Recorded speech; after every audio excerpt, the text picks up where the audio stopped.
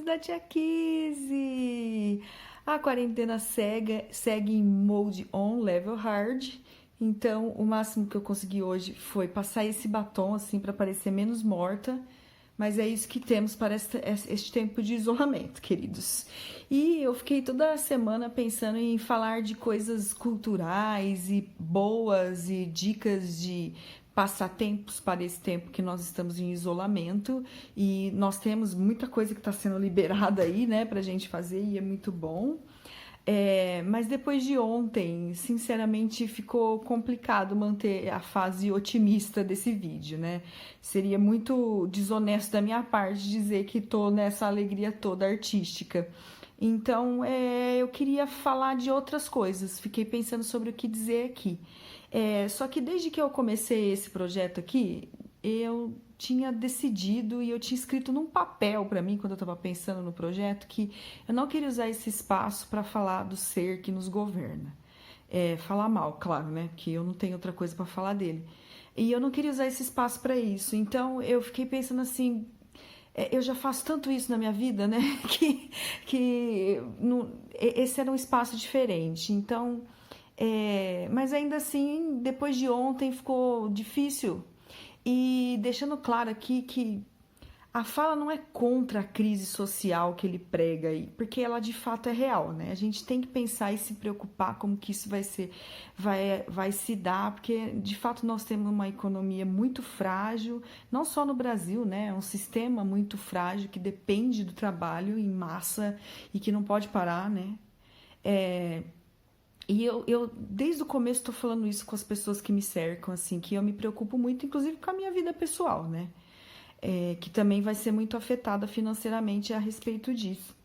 E então eu acho que aí fica mais grave ainda, porque é uma crise real que ele deveria ter razão em abordar, só que a falta de credibilidade, a loucura, fazem que as coisas sejam feitas num nível tão neurótico, baixo, superficial, que a gente não consegue conversar, né? E a gente precisava mesmo, era o dever do governo desse país estar pensando em formas de combater essa crise que está com tanto medo, sabe? Só que escolhendo quantos podem morrer e de que idade eles são, não é a forma, né? Não é a forma. E quando essas coisas acontecem, né, depois que eu tenho as minhas reações humanas, que na minha cabeça passam por ódio, raiva, desespero, pânico e vontade de chorar, às vezes chorar mesmo, porque eu acho que chorar faz parte, aquela ditado sarcástico de que o choro é livre, para mim é muito importante, porque acho que a gente precisa chorar às vezes quando a gente ouve algumas coisas. E depois que passa isso, né, desejo de botar fogo em pessoas que eu tenho na minha cabeça, né, mas até porque eu sei que isso não é possível numa sociedade decente, com uma pessoa com moral e caráter, eu preciso procurar outras coisas, né. Eu acho que no vídeo da Consciência Negra eu falei um pouco disso, né.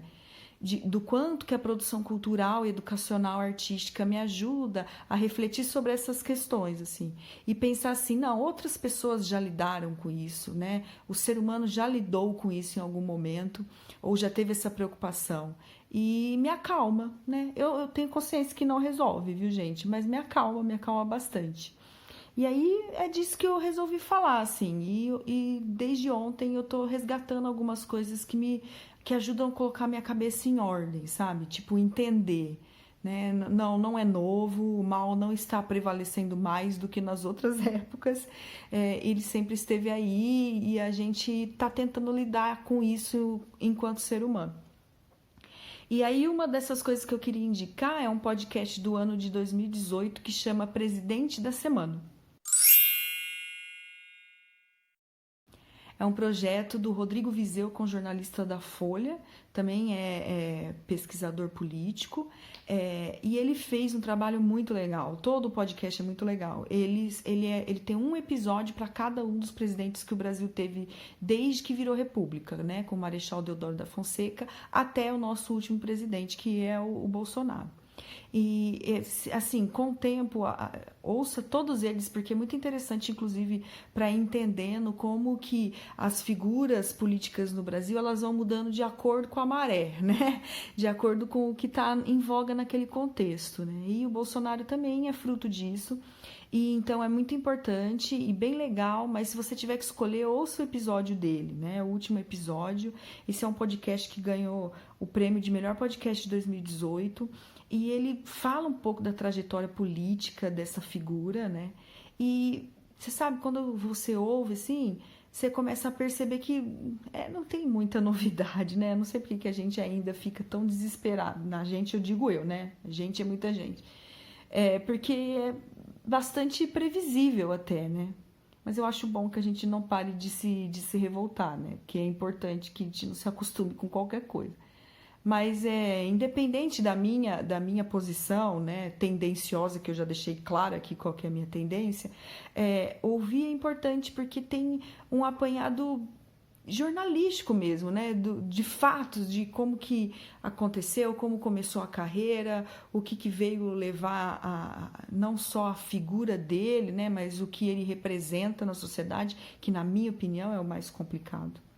Né? Então, acho muito legal. Também virou livro esse podcast, chama Os Presidentes. É bem legal e interessante. E a segunda dica também é um outro podcast, só que esse de filosofia, chama Filosofia Pop.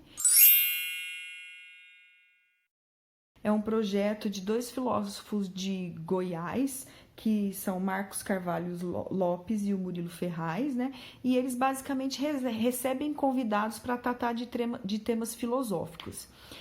O podcast é muito legal, ele fala tanto de filosofia clássica como as coisas mais cotidianas, do quanto a filosofia interfere no nosso cotidiano, mas é filosofia, então sim, precisa de um tempo e de uma concentração legal para ouvir, mas é muito gostoso.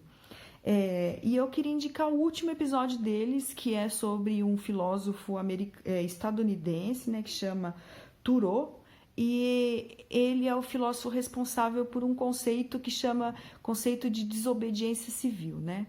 Que foi o conceito que baseou as lutas aí do Martin Luther King e do Mahatma Gandhi, por isso ficou bastante famoso.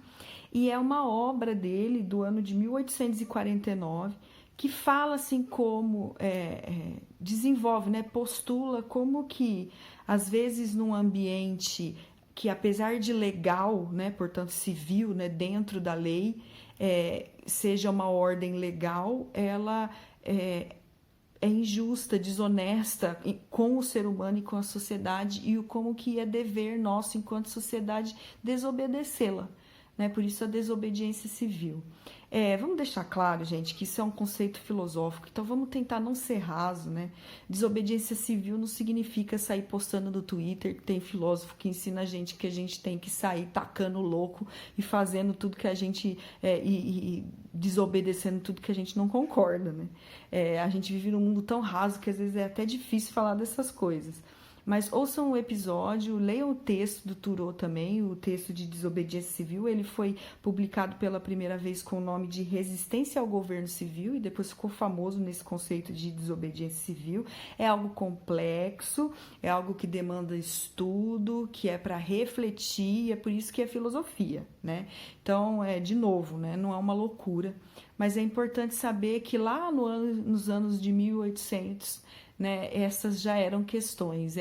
Uma filosofia uma obra que surgiu na época no contexto da guerra entre o norte e o sul dos Estados Unidos, né? E ele basicamente postulava o seguinte, né, que o sul dos Estados Unidos, que era escravocrata, ele dizia que se alguma pessoa escravizada fosse para o norte, conseguisse fugir, o cidadão do norte tinha por obrigação que entregar ela para ser escravizada de novo. E ele dizia assim, poxa, isso é uma lei, mas eu não posso fazer isso. Né? Então essa é uma obra muito interessante que ele vai refletindo sobre essas coisas.